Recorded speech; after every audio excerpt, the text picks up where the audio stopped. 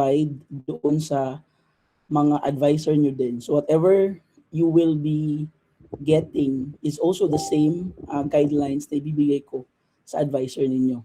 Take note lang guys na yung consultation bitaw with the advisor, it will happen once you are done writing. Okay? So I think by Monday, kakausapin ko na yung mga advisors with regards to this one. Tapos, you can start na dayon with your consultation. Yung ibang advisors, ang tawag dito, they do online consultations. That's okay with me. For as long as you also, there's a proof na you did really have consultations with them. Okay? And with regards bitaw sa comments ng advisor, I always tell the advisor to really write on your paper yun. Like sulatan gid ang inyong paper. Okay? Nagets ba? Thumbs up sabi project manager if nagets yung instruction ni sir. Very good. Okay. Let's discuss muna kung anong ibig sabihin ng capstone project. Okay, para bitaw alam natin kung ano yung ginagawa nating documentation. A capstone project is actually an undertaking appropriate to a professional field. The capstone project for IT focuses on infrastructure, application, or processes involved in computing solution to a problem. So ibig sabihin guys, itong ginagawa ninyo ngayon is actually a final assessment on what you have learned and what you are trying to learn right now in your course. Okay? So ibig sabihin, this will be the final test before OJT. Okay?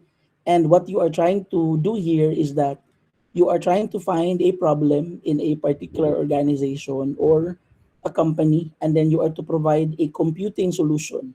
Iklaro ko lang na itong computing solution na ito is more on the IT side. Okay? Kasi there are computing solutions focused on computer science and then information systems. Tayo is IT man. Okay? So whatever whatever solution na you would want to, what do you call this one, to propose in this particular course, kinakailangan it's aligned with the things that you have learned in IT. Okay? Gets ba? Okay. Now, we have here thrust for in information technology. Ang ibig sabihin po ng word na thrust is yung focus. Okay? These are areas of focus na kinakailangang ma-address sa IT. Actually, meron tayong apat for as per CMO 25 series of 2015. Ito yung pinagbabasehan namin na whatever decisions we make sa department natin, we always align it with the CMO. This one, CMO means CHED Memorandum Order. Kasi nga we are under CHED, di ba? So merong apat guys. And currently yung curriculum ng IT sa TCC, it's aligned to the two main thrusts provided in the memo. It's actually aligned to software development and then multimedia systems. So under software development, you can do software customization, pwede din information systems, pwede din development of an actual client with pilot testing. Ito yung ginagawa ng previous na batch. And then web applications development with at least alpha testing on live servers. Ito din yung ginagawa natin ngayon. That's why bitaw, when Capstone Project 2 arrives on your end guys, you will not be allowed to do the midterm defense kung hindi naka-live server. Okay? Para panghandam na madadaan. After that one day, you also have mobile computing systems. Sometimes, ang ginagawa dito is that nag-cross-platform. Pwedeng ito, tsaka ito, at tsaka ito. Okay? Pwede yung tatlo.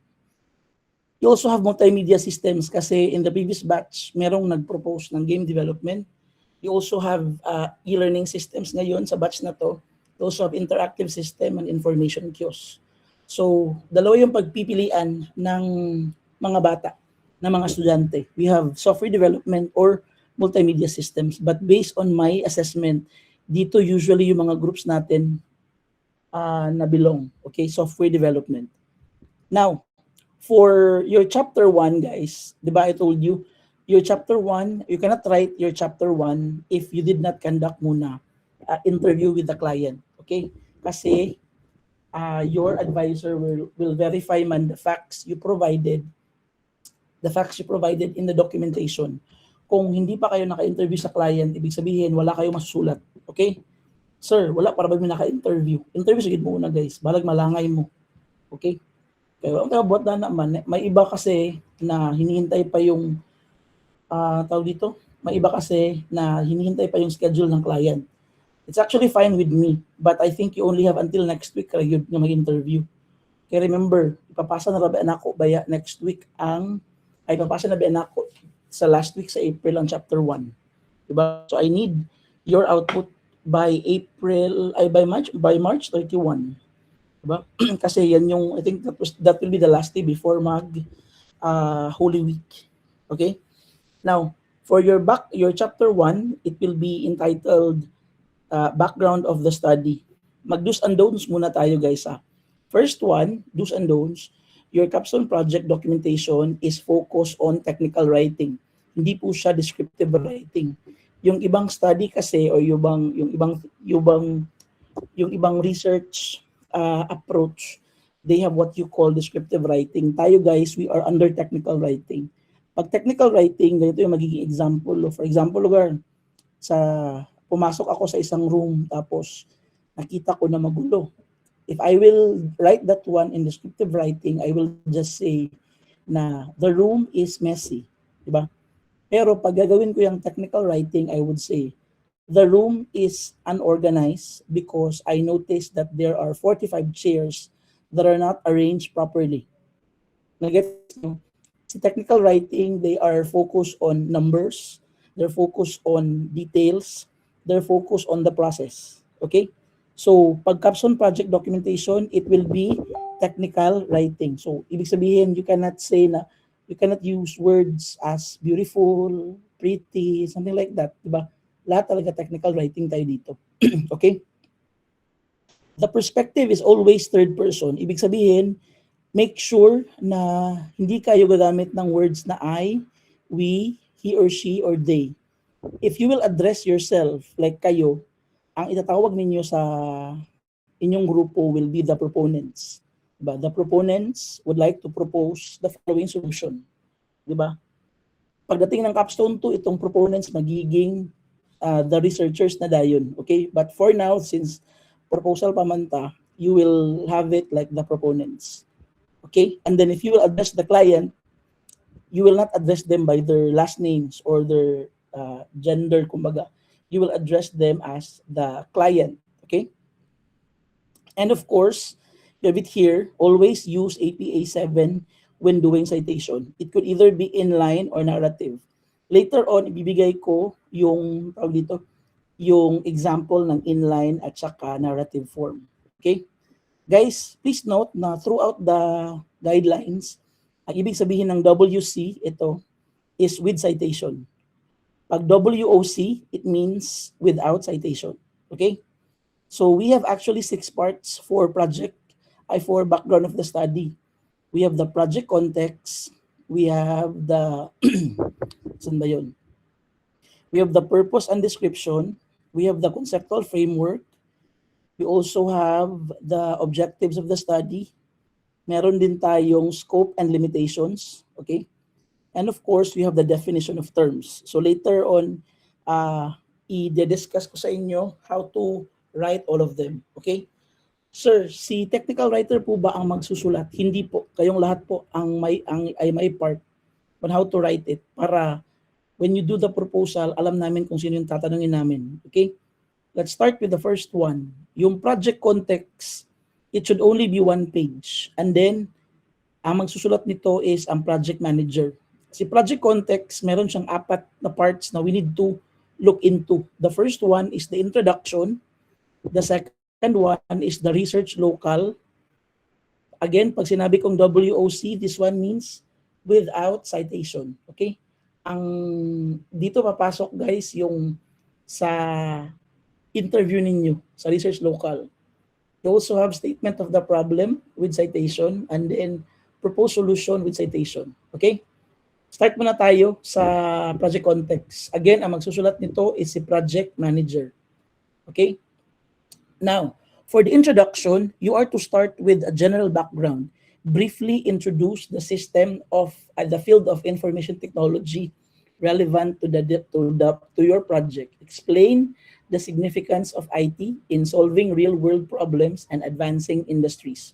Introduce the problem domain. Guys, pag gagawa kayo bitaw ng introduction, one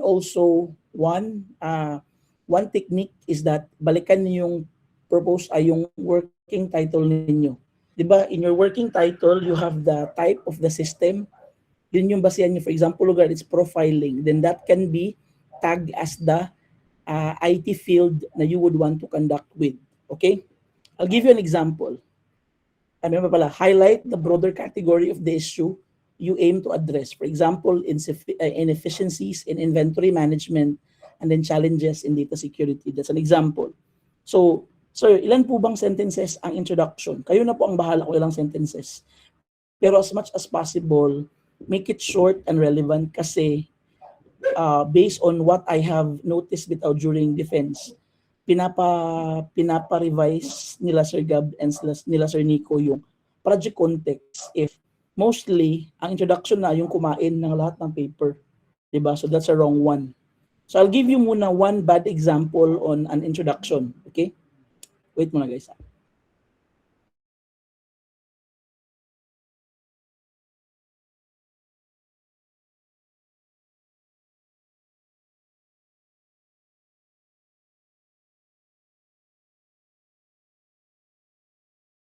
Okay, pasensya. Tinalabas ko muna yung aso ko kasi ang ingay. You have it here guys. This one is a bad introduction. First one is medyo bumo sa kisanan siya, no? Di ba? Kung yung siyang tanawon. And then, the second one is that all of this is just, ang tawag dito, like parang kinapi lang niya or chinat GPT lang niya without any citation. Remember, your project context should have enough citations for us to really identify na nagbasa talaga kayo, nag-research talaga kayo. Okay? So, profiling system is a computing solution used to solve records management problems. It is observed that most barangay health centers don't have one. Ito, tatanungin niya ng panel, sino may sabi nito? Di ba? Sino ingon dani? Wala kay mahatag, di ba? Di ba? So, first pa lang na sentence, sayop na daan kay hindi namin alam kung saan yan nanggaling, di ba? So a better way to do that one is that you really provide citations. That's why dito, WC. Ayan. Ayan. You have it here. Profiling system is a computing solution used to solve records management problems. This is from ROA 2025. Okay? This one is an example of an inline text citation. Kasi part siya ng, kumbaga, yung citation niya is nasa sentence pa din. Okay? Gets nyo? And then, after this one, for example, di ba, ito man yung kinuha ninyong, like, this is a sentence coming from a study of ROA 2025. Yung second part naman, you make sure na either, tatlo yung pwede nyong gawin, guys. Either you agree on it, you disagree on it, or you look for another reference that will confirm this statement or affirm on these statements. For example, ito, this solution can be used to localities in Balingasag. Ibig sabihin, I affirm this solution and then it can be used dito sa locality kasi probably the setup of the study is in Balingasag. Diba? So this one is good, but then medyo medyo hollow pa siya, timubura kasanan, di ba? So hanap kayo guys ng paraan on how to really write it in a manner na it will be considered as part of the introduction. Okay? Ito naman, this one is in narrative form. Okay? According to the study of Roa et al. 2005 about development of malnutrition profiling system for barangay in Taguluan, which stated that profiling system is a computing solution used to solve records management problems, diba? So yan, this is a narrative form of writing the introduction. Kasi nga, you have here the study and then kung ano yung sinabi ng study. So automatically, the second sentence is either magbibigay ako ng affirmation or maghahanap ako ng another reference to confirm this study. So ang ginawa ko dito sa next example is that humanap ako ng ibang study or either a report, di ba? Or any news that will confirm this one. This problem was also mentioned by Philippine Statistics Authority Office report of 2026 on malnutrition, which states that 2 out of 10 barangays don't have a records management system. O, di ba? Pina-affirm ko siya, pero ang ginamit ko hindi yung kagaya kanina, di ba? Ang ginamit ko is another reference report.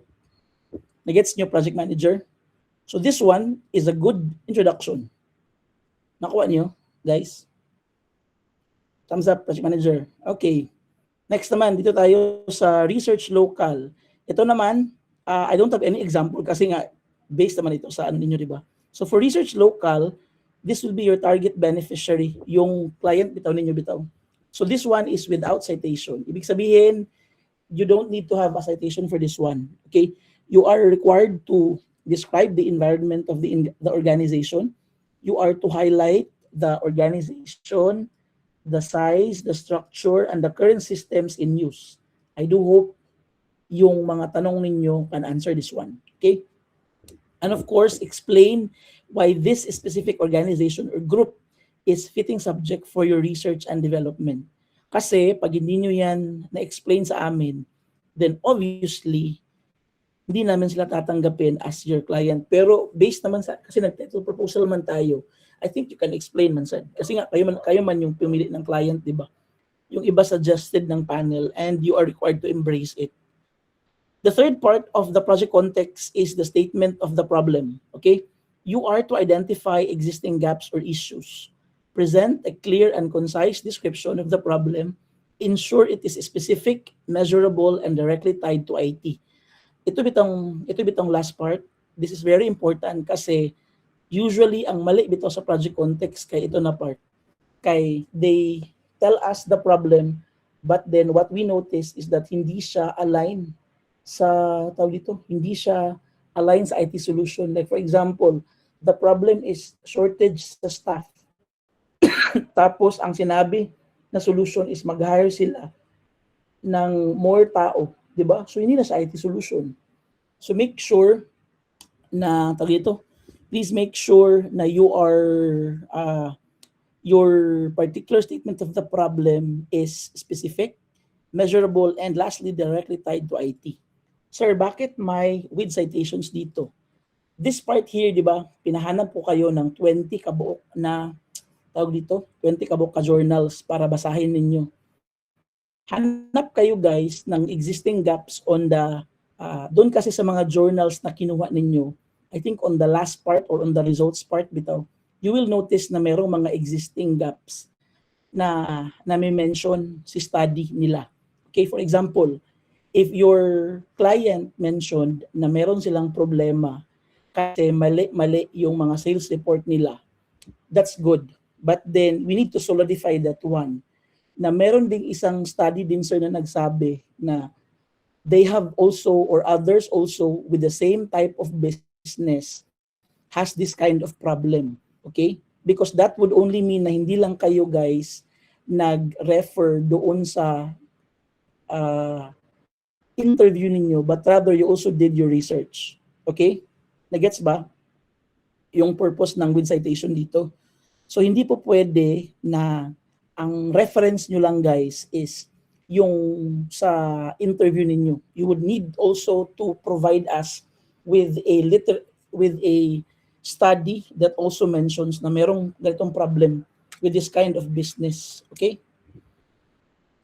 Pang-apat, you have here the proposed solution. Yung proposed solution naman, you are to provide a brief overview lang. Hindi nyo muna dito i-discuss yung solution talaga kasi there will be parts of it na provided in the other sections na doon mo i-discuss yung mga solutions na you would want. Okay?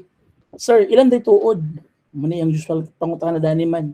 Sir, pila di kabuk among problems na dapat o ilang problems po ba yung ilalagay namin for sa project context? That should be 4 or more.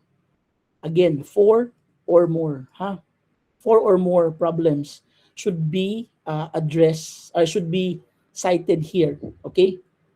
Yung sa proposed solution naman, for example, if 4 dito, then obviously 4 din yung proposed solution. Kumbaga, you will be, 1 lang man siya, di ba? Isa lang naman siya dito.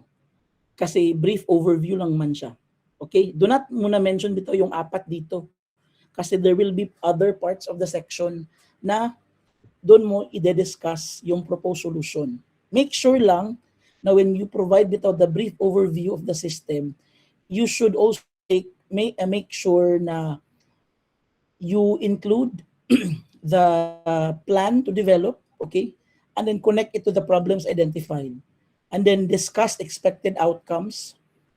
Dito, you are to share the potential benefits that your solution will deliver. For example, it will help the company in their technical processes. Pwedeng ganyan, diba? It's very general. Hindi man siya ano. So, for this one, kung nahihirapan kayo guys maghanap ng proposed solution, you can go again this one is WC, dapat with citation, okay? So ito yung problema and then ito yung proposal namin, sir.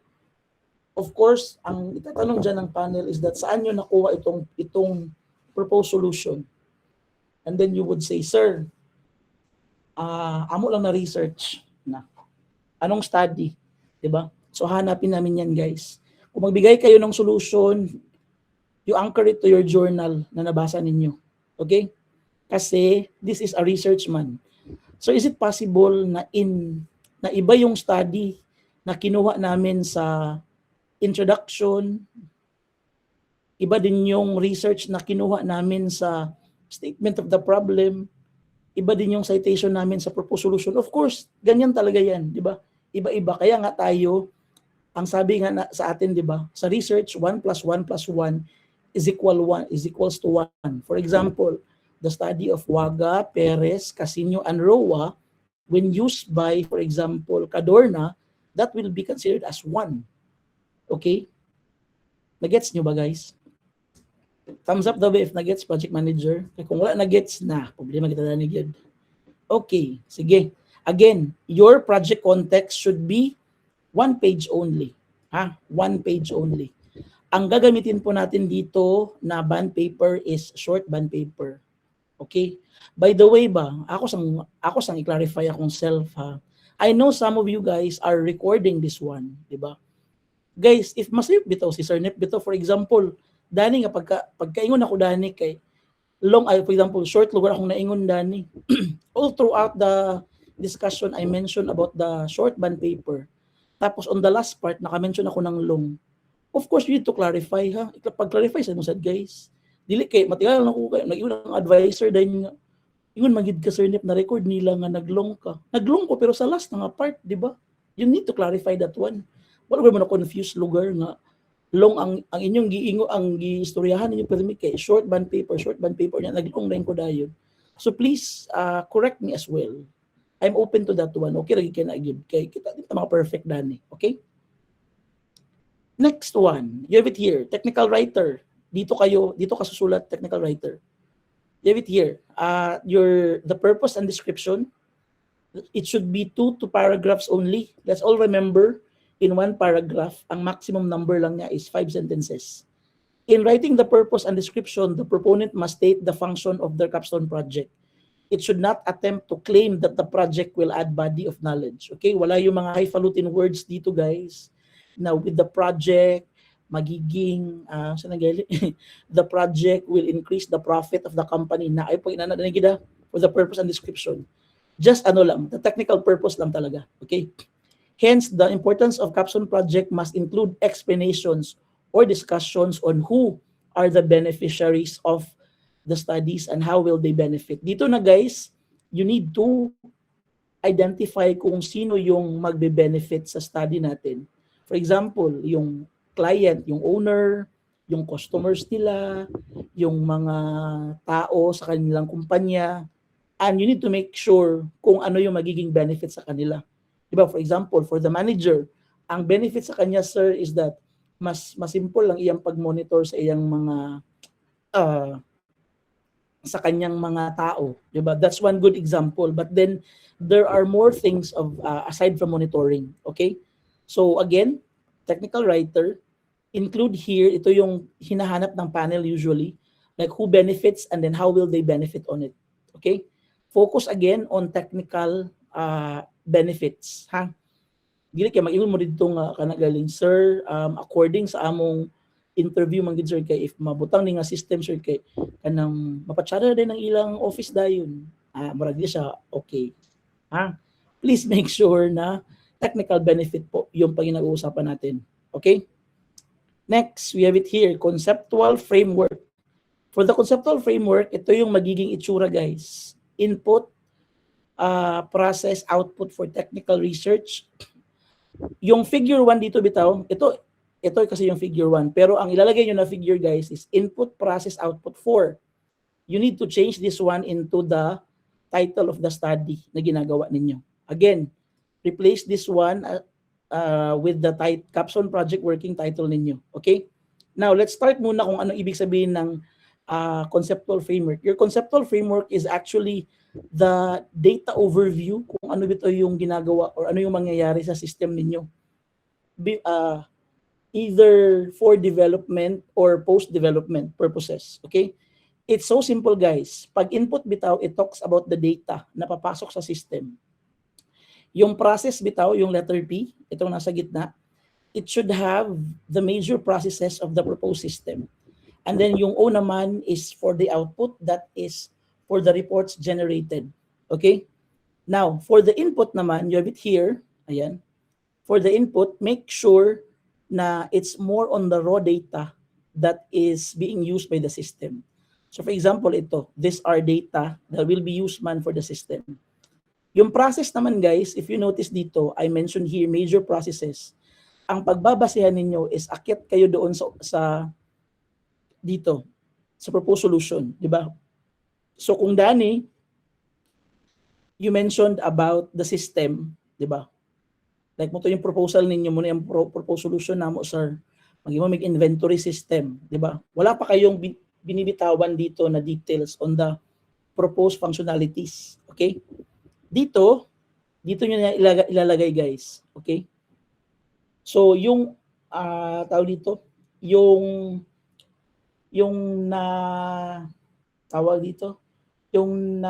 kasanayan namin before is that we'll just write the name of the system. Pero the panel, as what I have noticed, is that hinahanap nila yung processes. So you need to put it here, okay? And then for the output naman, these are reports that your system will be able to generate. So ilan po ba yung data na ibibigay namin? That will be dependent on you guys. Pero kung gusto nyo talaga ng number, then that should be more than 8. 8 kabuk ka variables. Ang tawag dito kay variables man. Sa processes naman, I think the number of functionalities will also be dependent on the number of problems. So this should be more than 4, di ba? For the output naman is that it should also be 8 or more, di ba? So for the output, how do you create man the reports man?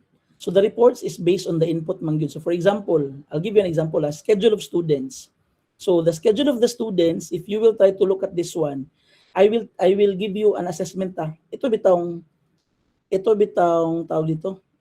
Itong binigay bitaw na example, mali po ito. Kabalo, alam niyo kung bakit? It's because of this one. Schedule of students. May nakita ba kayo dito guys na list of students? Wala. May nakita kayo? Wala. Wala, diba? Very good. So ibig sabihin guys, how can you generate this report? Wala man kayong list of students, di ba? So ang schedule, I think you can have that one. You can get the schedule kasi nga may available time, di ba? Tapos may mga rooms pa din. Pero wala yung mga students, di ba? So yan yung one question na we will always ask you. How come you have available, you have a schedule of students, wala man kayong list of students dito, di ba? So take note of that one. Nagets nyo ba? And technical tawag dito, front-end developers, yung yung shapes, it's always good nga dapat same sila kadako, ha? Kay muna ang perimeter amon pud sir gapon. Like dapat consistent. Kung sa kataas dani, dapat mo pud yung kataas dani and then dana pud gapon. And use only simple arrow para simple sa sabton. Again, di ba? Make sure that the variables bitaw you mentioned here kay na may explanation man dani. So ipakita ninyo unang figure ay mo mag-explain dayon. So figure, explanation dayon. So explain nimo lay ang paragraph of explanation sa input, lahi pod ang paragraph of expression sa process, lahi pod ang paragraph explanation sa output. Okay?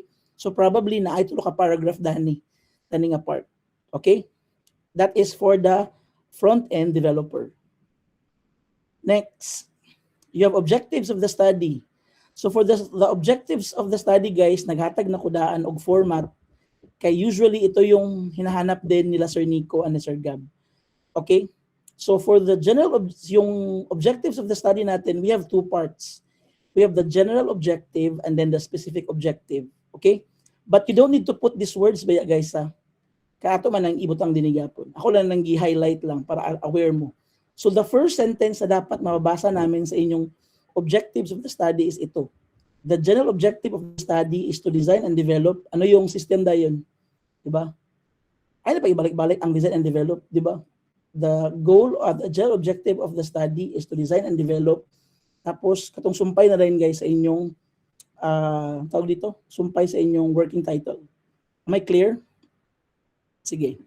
Next dayon is that the second sentence will start with this one.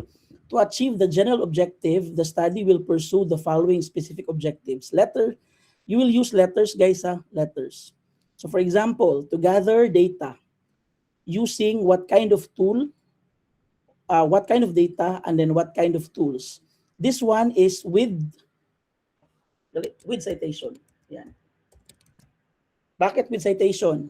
Kasi dito namin guys, iti-test if nagbasa ba talaga yung back-end developer din ng study. Okay? For example, dito, to gather what kind of data. There are a lot of data kasi available or there are a lot of types of data. Okay? So mag-research ka, back-end developer, kung ano ba talaga yung dapat nyo makuha. For example, ito lang guys, sa example lang ito ha. To gather data on operations, profile, and transactions. Of course, using structured interviews.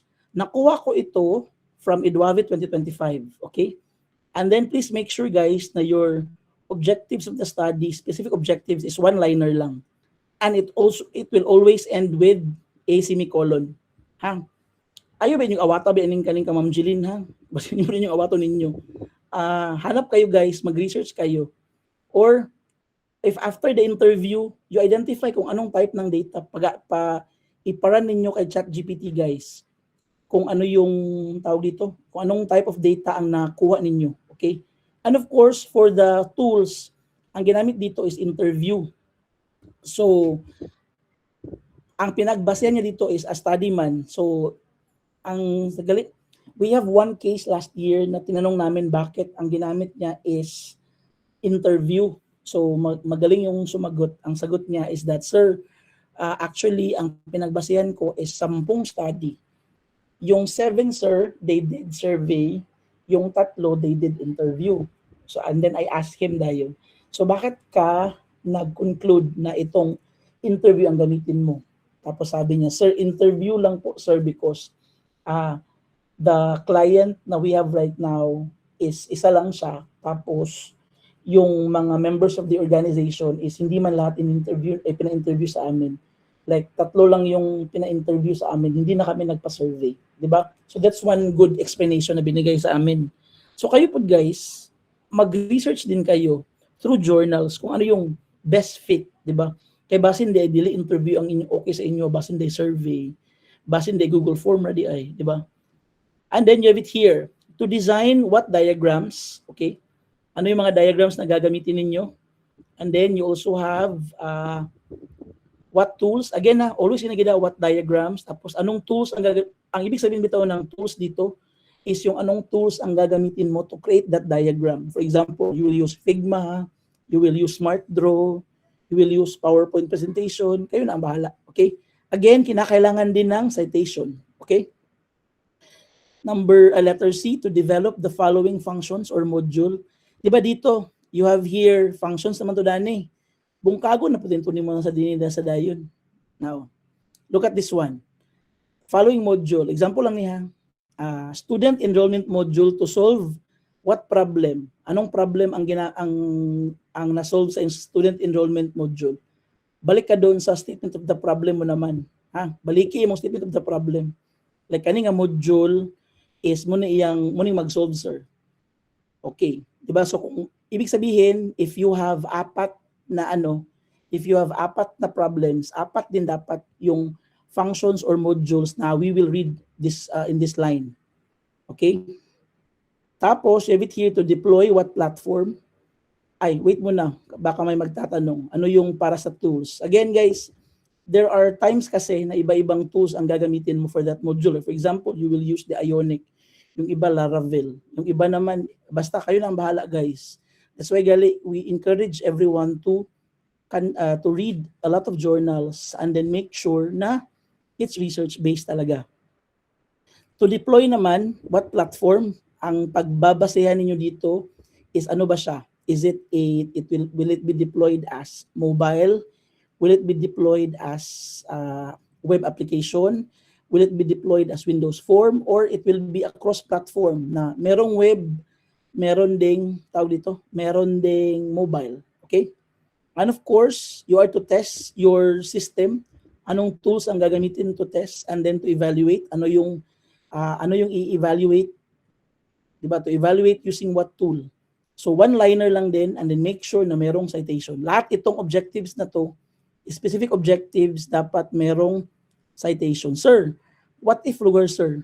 Ang amo bitong objectives kay isa na ka-study ang gibasihan namo na dako gid nga problema gid guys because that will indicate na hindi ka talaga kayo nag-research, di ba? It doesn't mean na ginagalit. You need to really make sure na your citations for objectives of the study will be coming from multiple sources para we can say nga, okay, nagbasa gid sila gid ay. Di ba? So for example, if on the first study nag-interview, tapos on the second study, yung gikuha dito ang diagram. Sa third na study, dito mo ko ang mga module. So kamo na bahala guys. Basta kay the more citations you have, the more we will believe na you did really well in your research na process. Okay? Again, that part is reserved for back-end developer. Okay? Next, you have it here, scope and limitations. The scope and limitations of the study should include a brief statement of the general purpose of the study. The period should be indicated. Ang period, guys, is from January 2026 to December 2026. Okay? And the features of the proposed system. Okay. Now, dito, di ba kanisya, nag-student enrollment makadining. Wala man kay gi-discuss dani, di ba? So you have it here dadayon. So the scope ay the features of the proposed system. Kani siya bungkagon pag mo dani. Okay? Again, this one should be with citation gyapon. Okay? So from this one, wala man itong na-reveal dito kung ano ang laman ng student enrollment. Dito mo siya ilalagay na naman sa scope and limitation. Ang scope is ito yung features of the proposed software. Okay? Yung limitations naman is that this is where the study, kumbaga the weakest point beyond control of the researcher. I'll give you an example ha. Merong study before na tinanggap namin. Again guys, the limitations bit of the study, amo pa nang i-evaluate po gyapon during defense. Like there are cases kasi na yung gumagawa ng scope and limitations, ang ginagawa nila is that if mahirap yung feature, ginagawa nilang limitation. And ang ending, hindi nagiging capstone worthy yung mga features na sinasabi. Okay? So for this particular part here, make sure na when you put the limitations, it doesn't hinder the development of the project. Okay? So for example, merong study noon na nilagay nila limitation is that, paano nga yung sinabi?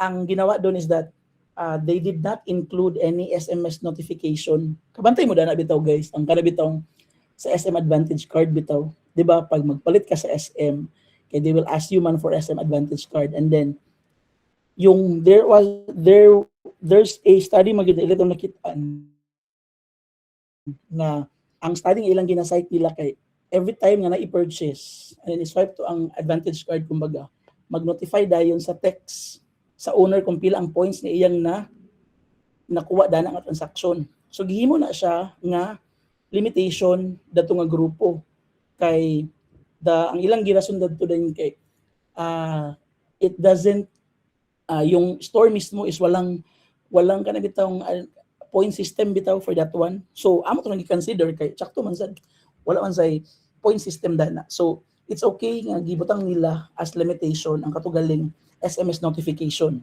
Pero during proposal talaga, we will really ask you, ano man ni siya nga limitation gibutang. So if you would want to avoid that one, explain it here properly. Dani nga part, okay? Kindly look at these statements then guys para klaro sa inyo.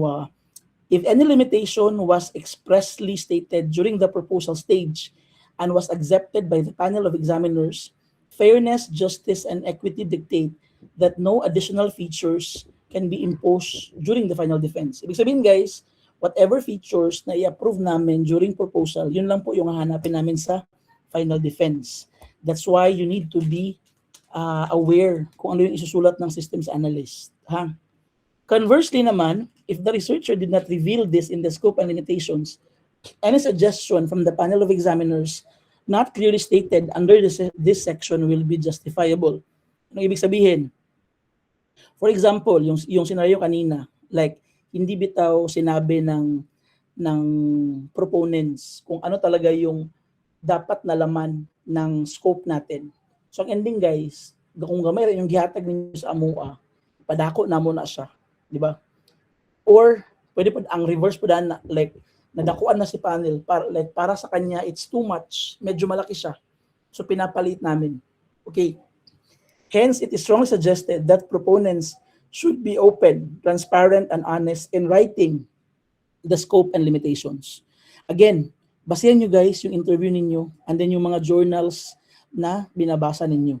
Okay? That's for scope and limitations. Next, we have here the definition of terms. Ang magsusulat ng definition of terms is yung technical writer. Ganito yung format. Dito is yung term. Guys, make sure na it's bold, naka-underline, tapos after the word is meron siyang tuldok. So dalawa yung definition. One sentence definition lang ha. So one sentence for technical definition and then one sentence for operational definition. So yung technical definition, it comes from the books and dictionaries. Ayan. Yung operational naman is coming from the system itself. Okay? So I'll give an example. Itong bug. This is an insect associated with errors in the computing world. Nanggaling ito sa Wikipedia. Okay? So do we need to write here according to Wikipedia? Not needed because alam naman namin na pag technical definition, nanggaling lang yan sa dictionary or sa kahit anong source. Yung pangalawa, ang dapat dito kayo mag-focus. Now, in your system dion or in your study, a bug is considered to be an error made by end users when wrong credentials are provided upon login, di ba?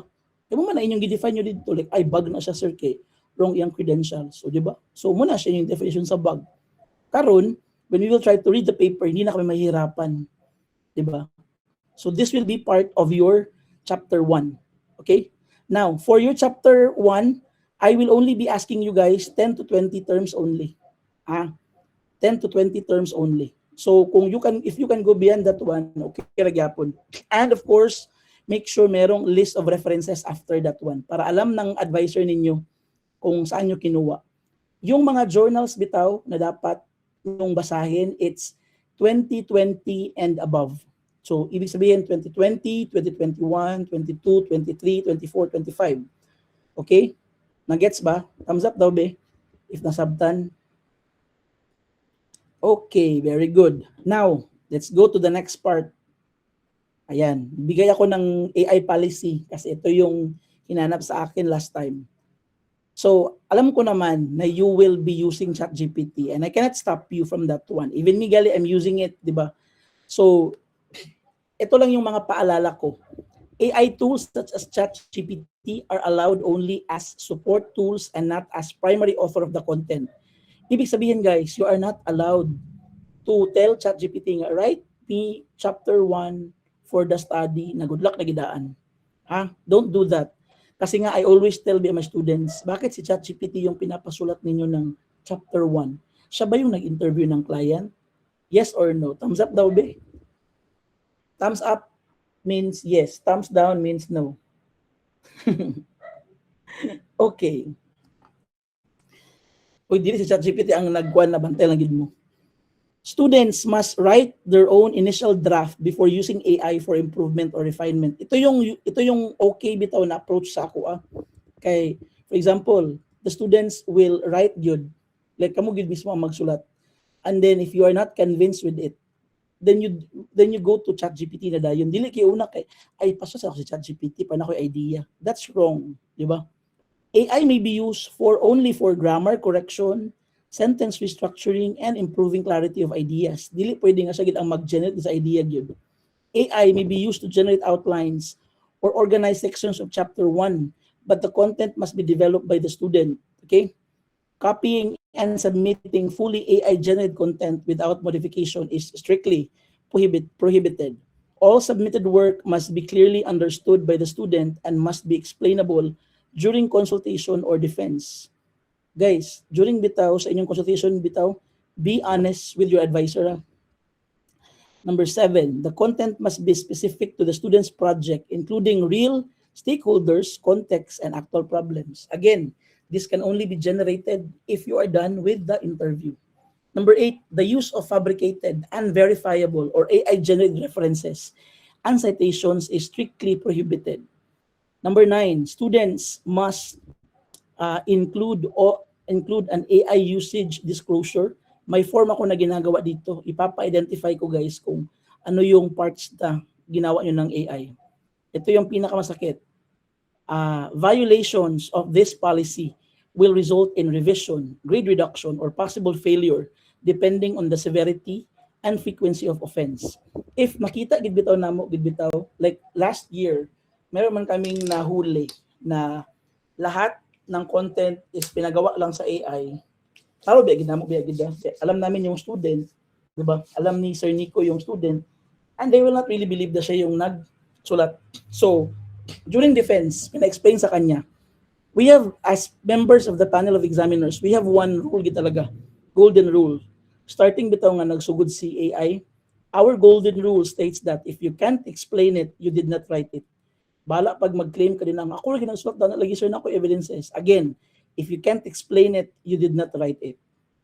Okay? So make sure na when you use AI, it's really you who is using it. Dili kay kamo ang ginagamit sa AI. Okay? Questions.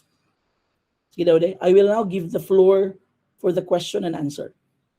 Meron bang question sa tao dito? Sa project context? Meron po bang question for purpose and description? For the conceptual, for the objectives, for the scope and limitations, and then for the definition of terms. Diba? One question na binigay sa akin ng ibang section, Sir, ilang pages po ba ang chapter 1? Wala po tayong number of pages. Okay? Si chapter 1, ang amo lang dito bitong specify gid nako dito, si project context na gid ang naay limit sa number. Dapat si project context 1 page lagi dapat siya. Okay? Single spacing muna tayo today guys ha. Single spacing muna tayo kasi hindi pa man ito for hardbound. Questions. Na way pangutan na lagi oy. Sure na gid ni way pangutan na. We have a question from Kidlat. What's your question? Excuse me sir, ask lang ko about sa reference sir. Need ba o kanang butang mi og link? How about dito? Not needed. Yes, sir. I can verify that one. Okay sir, thank you sir. Sige, ano pa? Again, na 2020 to 2026, 2025 day, sorry. Ang atong basya na to. Wala nang question? Sure na gini, wala question guys. Sa lagi nga section kay wala question lagi. Or kaulaw lang siguro. Sige. I will send the version, the guidelines version for this one probably tomorrow guys para makatulog sa musad. And then please, again wala mo na magsusulat unless naka-interview na. Ha? Okay. Kung wala nang question, can I request everyone to please turn on their camera para I can have a evidence that I conducted class for chapter 1. Okay? Yung iba kayo na lagi sa nag-inom naman mo din na